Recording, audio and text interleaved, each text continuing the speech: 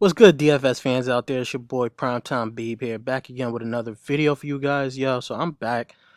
Last week we didn't do so hot. This week we looking for a big bounce back here. We're gonna be targeting a few plays that we targeted last week that might actually come back and help us this week. I don't know. We'll see. So this week I had for quarterback, I was choosing between Stafford and Baker. Now Stafford, I'm going to run a Stafford lineup, but I think my main lineup will be a Baker lineup. I kind of like Baker in this spot in a divisional rivalry game.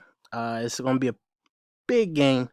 This is where essentially Baker or, Baker actually has to. This makes or break Baker here, as they are 1-2 with a lot of offensive weapons that is not really working out too well for them. And they're going against a porous, defense with the Ravens. If Jimmy Smith is out, we can target a lot of players there. And I'm really liking this game as a sneaky shootout, maybe if the Browns could keep up. That's a big if the Browns could keep up. Now for running back here, I'm not gonna lie to you guys. I'm fading all the high price running backs. And we got some news here that Melvin Gordon might play. Uh that's gonna hold down Austin Eckler. Because I was high on Austin Eckler once I found out that Justin Jackson was hurt. They might not play. Now we found out he's not going to play, so they're going to be thin at running back. So maybe they're really going to be forced to play Melvin Gordon. So I'm fading Austin Eckler right there. Dalvin Cook, I don't like them going against the Chicago Bears. We seen what they did last week, and I don't know. I think he's going to come. He's going to regress a little bit. So I'm off of that. And of course McCaffrey. I'm not really big on McCaffrey this week either. We didn't.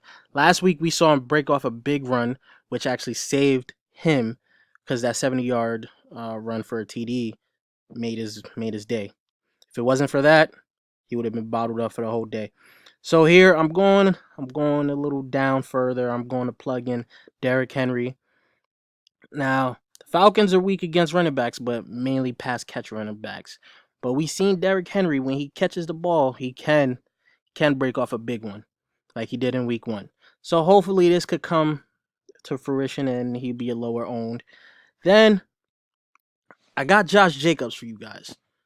Josh Jacobs, I can see him in a game script that stays way more competitive with the Colts, which means he might get a lot more touches. And if this stays very competitive, he's going to definitely get a little bit of passing work. I don't know. If he gets 1 or 2 catches, that's beautiful. Red zone work, we know he gets the red zone work. So I'm going there. Now, like I said last week, Kenny Galladay killed us, but we got to go back to him this week. He's in another good matchup against Kansas City, which could potentially be a shootout, which is why I also like Stafford.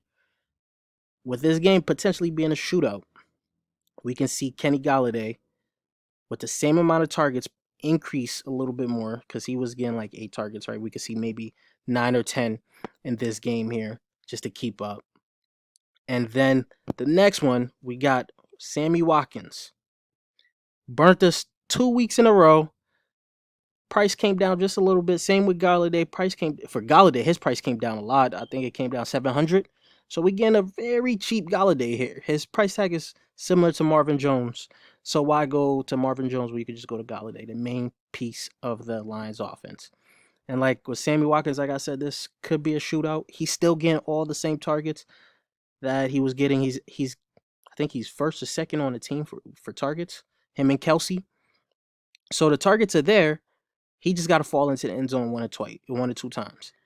And this could be the week that he does it, especially with Darius Slay out. Oh, sorry, my window's open, so I don't know if you guys heard that. But with Darius Slay out, which doesn't scare me much, but with him, it definitely makes Sammy Watkins a little bit better of a target. Now, our next piece here. Sorry. So our next piece, Jarvis Landry. A lower owned stack between Baker and Odell. Odell's my favorite play, but the way I'm playing this right now, I do like Jarvis. I do like Odell. Jarvis is getting essentially around the same targets as he is as Odell is. All it takes is for Jarvis to get into the end zone and that complete his day. I like Jarvis in this spot. He's going to be primarily in the slot. Like I said, the Ravens' defense is porous. They're attackable. Baker just have to make the right plays. The O line has to give him time, and Odell and Jarvis can have a good day. And if this game turns out to be a shootout, guess what? Jarvis Landry has to be included somehow, and it will be a big day. Now for tight end, of course, I'm gonna bring it back here. Mark Andrews led a lot of people down last week because he had a terrible game, very bad. Now he has that Q tag against him again. I think he's going to see a lot of lower ownership, especially off of that bad game last week. People probably like, oh, he's finally falling back to earth. But he still got the same amount of targets that he did the previous weeks. He just didn't go and get into the end zone and hit that 100-yard bonus. Now, Cleveland in the past has been bad against tight ends. I still think that's the same thing.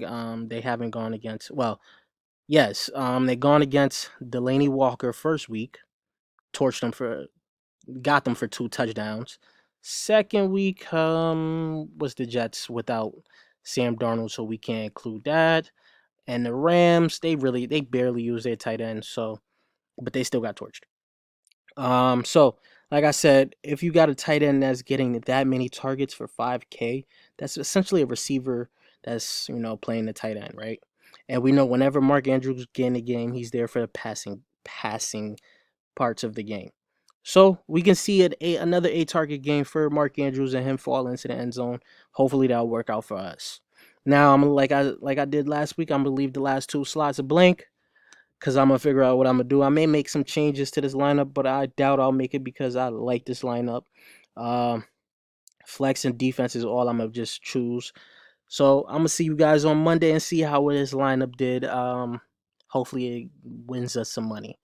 Let me know what you guys think of this lineup. Leave your thoughts in the comment section down below, and I'll check you guys later. Peace, YouTube.